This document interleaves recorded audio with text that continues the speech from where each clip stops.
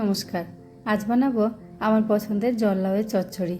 তার জন্য কড়াইটা ভালো করে গরম করে তাতে একটু সর্ষের তেল দিয়ে কালো জিরে আর শুকনো লঙ্কা ফোড়ন দিয়ে কয়েকটা চিংড়ি মাছ দিয়ে দিয়েছি। এবার ভালো করে এগুলোকে ভেজে নেব। চিংড়ি মাছের বাটি চচ্চড়ি বানিয়েছিলাম, সেখান থেকেই কয়েকটা চিংড়ি মাছ আগে থেকে তুলে রেখে দিয়েছিলাম এই লাউ তরকারি বানাবো বলে। তবে লাউ তরকারিটা আমার এত পছন্দের যে চিংড়ি মাছ না দিলেও শুধু কালো জিরে দিয়েও বেশ ভালো লাগে। চিংড়ি মাছগুলো ভালো করে ভেজে নিয়ে এবার কড়াইতে নুন আর একটু হলুদ দিয়ে ভালো করে নেড়ে চেড়ে আগে থেকে একটু ভাপিয়ে রাখা লাউগুলো দিয়ে দিয়েছি।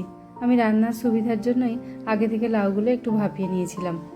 এই লাউয়ের তরকারিতে আলাদা করে আর জল দেওয়ার প্রয়োজন পড়ে না। এই ভাপানোর সময় লাউ থেকে এত পরিমাণে জল বেরোয় যে সেটাতেই তরকারিটা পুরোটা হয়ে যায়। এবার ভালো করে নেড়ে চেড়ে জলটা একটু শুকিয়ে এলেই, যদি আপনার তরকারিতে মিষ্টি খেতে পছন্দ করেন তাহলে একটু মিষ্টি দিয়ে ভালো করে শুকনো করে নামিয়ে নেবেন। হয়ে গেছে আমার লাউয়ের তরকারি। কেমন হয়েছে অবশ্যই জানাবেন, আর ভালো লাগলে একটা লাইক করবেন, আর পেজটা ফলো করে আমার পাশে থাকবেন।